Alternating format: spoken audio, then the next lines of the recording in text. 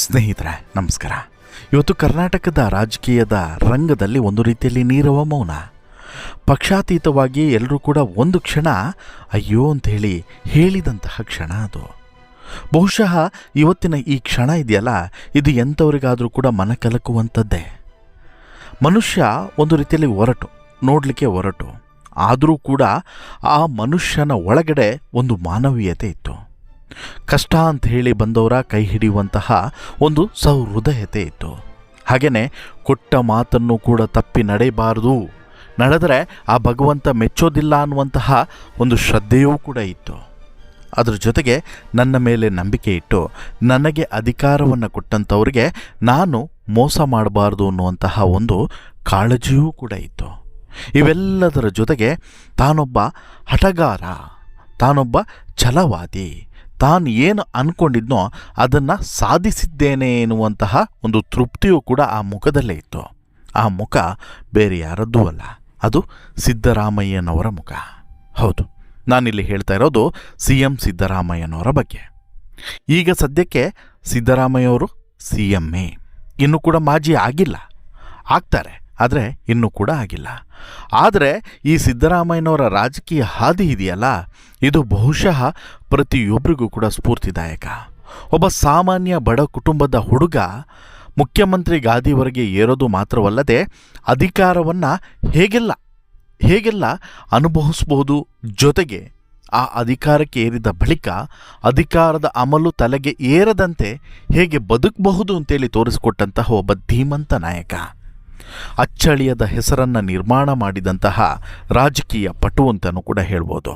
ಹೌದು, ಸಿದ್ದರಾಮಯ್ಯನವರ ರಾಜಕೀಯ ಜೀವನ ಇದೆಯಲ್ಲ, ಇದು ಒಂದು ರೀತಿಯ ಕಲ್ಲು ಮುಳ್ಳಿನ ಜೀವನ ಕಣ್ರಿ. ಎಷ್ಟು ವರ್ಷಗಳ ಕಾಲ ಸುದೀರ್ಘವಾದಂಥ ರಾಜಕೀಯವನ್ನು ಮಾಡ್ಕೊಂಡು ಬಂದಂಥ ಸಿದ್ದರಾಮಯ್ಯನವರು ಎಲ್ಲೂ ಕೂಡ ತಮ್ಮ ಜೀವನದಲ್ಲಿ ಒಂದೇ ಒಂದು ಕಪ್ಪು ರಿಮಾರ್ಕ್ಸನ್ನು ಕೂಡ ಹೊಂದಿಲ್ಲ.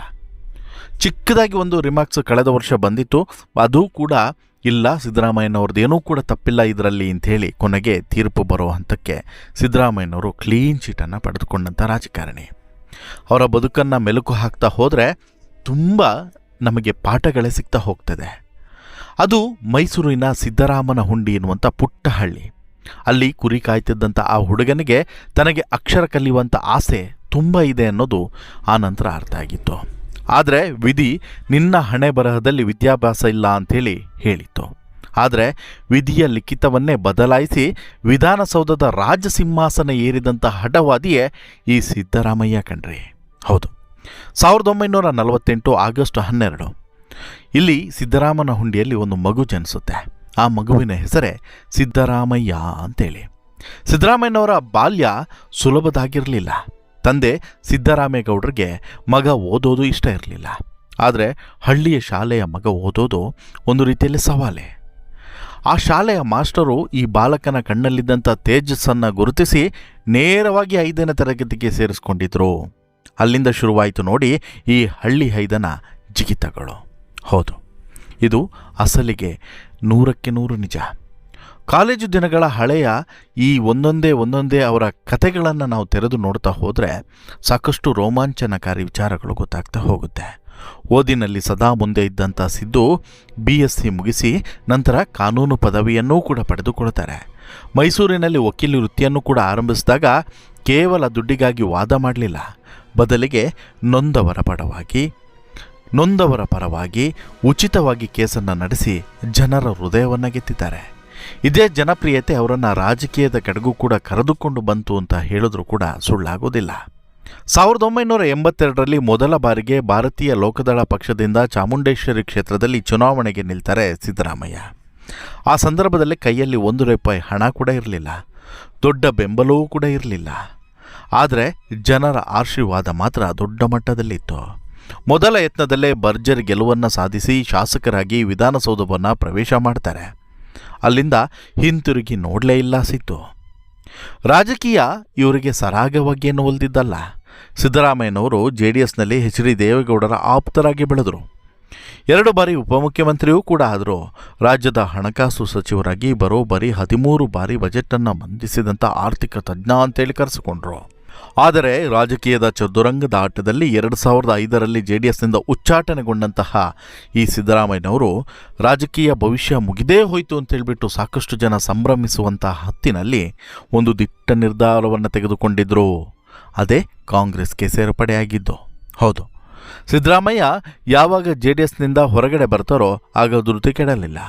ಅಲ್ಪಸಂಖ್ಯಾತರು, ಹಿಂದುಳಿದವರು, ದಲಿತರನ್ನು ಒಗ್ಗೂಡಿಸಿ ಅಹಿಂದ ಅನ್ನುವಂತಹ ಮಹಾಶಕ್ತಿಯನ್ನೇ ಸೃಷ್ಟಿಸಿದರು. ಕರಾವಳಿಯಿಂದ ಕಲ್ಯಾಣ ಕರ್ನಾಟಕದವರೆಗೂ ಕೂಡ ಪಾದಯಾತ್ರೆಯನ್ನು ನಡೆಸಿ 2006ರಲ್ಲಿ ಕಾಂಗ್ರೆಸ್ನ ಕೈ ಹಿಡಿತಾರೆ. 2006ರ ಚಾಮುಂಡೇಶ್ವರಿ ಉಪಚುನಾವಣೆಯಲ್ಲಿ ಕೇವಲ 252 ಮತಗಳ ಅಂತರದಿಂದ ಗೆದ್ದಂಥ ಆ ಕ್ಷಣ ಕರ್ನಾಟಕ ರಾಜಕೀಯದಲ್ಲಿ ರೋಚಕ ತಿರುವನ್ನೇ ತಂದುಕೊಡಿತು. 2013ರ ಚುನಾವಣೆ ಅದು. ಕಾಂಗ್ರೆಸ್ ಬಹುಮತವನ್ನು ಪಡೆಯುತ್ತೆ. ಸಿದ್ದರಾಮಯ್ಯ ಮೊದಲ ಬಾರಿಗೆ ಕರ್ನಾಟಕದ ಮುಖ್ಯಮಂತ್ರಿ ಆಗ್ತಾರೆ. CM ಆದಂಥ ಮೊದಲ ದಿನವೇ ಅವರು ಸಹಿ ಹಾಕಿದ್ದು ಹಸಿದ ಹೊಟ್ಟೆಗಳಿಗೆ ಅನ್ನ ನೀಡುವಂಥ ಅನ್ನಭಾಗ್ಯ ಯೋಜನೆಗೆ. ಇದಾದ ಬಳಿಕ ಕ್ಷೀರಭಾಗ್ಯ, ಇಂದಿರಾ ಕ್ಯಾಂಟೀನ್ ಮುಂತಾದ ಜನಪ್ರಿಯ ಯೋಜನೆಗಳ ಮೂಲಕ ಬಡವರ ದೊರೆ ಅಂತೇಳಿ ಕರೆಸಿಕೊಳ್ಳುತ್ತಾರೆ. ದೇವರಾಜು ಅರಸು ನಂತರ ಈ 5 ವರ್ಷಗಳ ಅವಧಿಯನ್ನು ಯಶಸ್ವಿಯಾಗಿ ಪೂರ್ಣಗೊಳಿಸಿದಂಥ ಹೆಗ್ಗಳಿಕೆ ಸಿದ್ದರಾಮಯ್ಯನವ್ರದ್ದಾಗ್ತದೆ. ಇದಾದ ಬಳಿಕ 2023ರಲ್ಲಿ ಮತ್ತೊಮ್ಮೆ ಕಾಂಗ್ರೆಸ್ಸನ್ನು ಮುನ್ನಡೆಸಿ 5 ಗ್ಯಾರಂಟಿಗಳನ್ನು ಕೂಡ ಜಾರಿಗೆ ತಂದು 2ನೇ ಬಾರಿಗೆ ಮುಖ್ಯಮಂತ್ರಿಯಾಗಿ ಇತಿಹಾಸವನ್ನು ಸೃಷ್ಟಿ ಮಾಡ್ತಾರೆ. ವಿರೋಧಿಗಳ ಎದುರು ಎದೆಯುಬ್ಬಿಸಿ ನಿಲ್ಲುವಂಥ ಅವರ ಶೈಲಿ, ಅಖಾಡದಲ್ಲಿ ಅವರು ಕೊಡುವಂಥ ಖಡಕ್ ಕೌಂಟರ್ಗಳು ಇಂದಿಗೂ ಕೂಡ ಯಾರಿಗೂ ಕೂಡ ಇಷ್ಟ ಆಗಲ್ಲ ಅಂತೇನಲ್ಲ.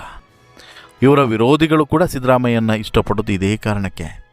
ಹೆಗಲ ಮೇಲೊಂದು ಬಿಳಿ ಟವೆಲು, ಮುಖದಲ್ಲೊಂದು ಗಾಂಭೀರ್ಯ, ಮಾತಿನಲ್ಲಿ ಮುತ್ಸದ್ದಿತನ. ಸಿದ್ದರಾಮಯ್ಯ ಒಬ್ಬ ಕೇವಲ ನಾಯಕ ಅಲ್ಲ, ಮತ್ತೊಬ್ಬ ಜನನಾಯಕ ಅನ್ನೋದನ್ನು ಸಾಬೀತುಪಡಿಸಿದ್ದಾರೆ. ಕಡು ಬಡತನದಿಂದ ಬಂದು ಇಡೀ ರಾಜ್ಯವನ್ನು ಆಳಬಹುದು ಅಂತೇಳಿ ತೋರಿಸಿಕೊಟ್ಟಿದ್ದಾರೆ. ಹಳ್ಳಿಯ ಕುರಿ ಕಾಯುವಂಥ ಹುಡುಗನಿಂದ ಹಿಡಿದು ಸತತ 15 ಬಜೆಟ್ಗಳನ್ನು ಮಂಡಿಸಿದಂಥ ಏಕೈಕ ಕನ್ನಡಿಗ ಅನ್ನುವಂತಹ ಹೆಗ್ಗಳಿಕೆಗೆ ಪಾತ್ರರಾಗಿದ್ದಾರೆ. ಇನ್ನು ಸಿದ್ದರಾಮಯ್ಯನವರ ಈ ಪ್ರತಿಯೊಂದು ಶೈಲಿ ಇದೆಯಲ್ಲ, ಇವರು ಮಾತನಾಡುವಂಥ ರೀತಿ, ಅವರು ಬದುಕಿದಂಥ ರೀತಿ ಎಲ್ಲದೂ ಕೂಡ ಒಬ್ಬ ಸಾಮಾನ್ಯ ಮನೆಯ ಹುಡುಗ ಇವತ್ತು ಈ ಹಂತಕ್ಕೆ ಬೆಳೆದು ಇವತ್ತು ಸಿದ್ದರಾಮಯ್ಯ ರಾಜೀನಾಮೆ ಕೊಟ್ಟಿರ್ಬೋದು, ಏನೇ ಆಗಿರ್ಬೋದು. ಆದರೆ ಇಷ್ಟು ವರ್ಷಗಳ ಕಾಲ ಸುದೀರ್ಘವಾದಂಥ ರಾಜಕೀಯವನ್ನು ನಡೆಸ್ಕೊಂಡು ಮುಖ್ಯಮಂತ್ರಿಯಾಗಿ ಎಲ್ಲವನ್ನು ಕೂಡ ಹ್ಯಾಂಡಲ್ ಮಾಡೋದು ಸವಾಲಿನ ಕೆಲಸ. ಆ ಸವಾಲನ್ನು ಸಿದ್ದರಾಮಯ್ಯ ಸಂಪೂರ್ಣವಾಗಿ ಯಶಸ್ವಿಯಾಗಿ ಪೂರ್ಣಗೊಳಿಸಿದ್ದಾರೆ ಅಂತಲೇ ಹೇಳ್ಬೋದು. ಇನ್ನಿರೋದು ಮುಂದಿನ ಸವಾಲುಗಳು ಏನು ಅನ್ನುವಂಥದ್ದು. ಅದನ್ನು ಮುಂದಿನ ಸ್ಟೋರಿಯಲ್ಲಿ ನಿಮ್ಮ ಮುಂದೆ ಕೊಡ್ತಾ ಹೋಗ್ತೀನಿ. ಅಲ್ಲಿವರೆಗೆ ನೀವಿನ್ನೂ ಕೂಡ ನಮ್ಮ ಚಾನಲನ್ನು ಸಬ್ಸ್ಕ್ರೈಬ್ ಮಾಡಿಲ್ಲ ಅಂದರೆ ದಯವಿಟ್ಟು ಈ ಕೂಡಲೇ ಸಬ್ಸ್ಕ್ರೈಬ್ ಮಾಡಿ. ಜೊತೆಗೆ ಹೆಚ್ಚು ಜನರಿಗೆ ಈ ಸ್ಟೋರಿ ಶೇರ್ ಆಗುವಂತೆ, ಹೆಚ್ಚು ಜನ ಇದನ್ನು ನೋಡುವಂತೆ ಮಾಡಿ ಅಂತೇಳಿ ಹೇಳ್ತಾ ಚಾನಲ್ಗೆ ಸಬ್ಸ್ಕ್ರೈಬ್ ಆಗೋದನ್ನು ಮರಿಬೇಡಿ. ಧನ್ಯವಾದ.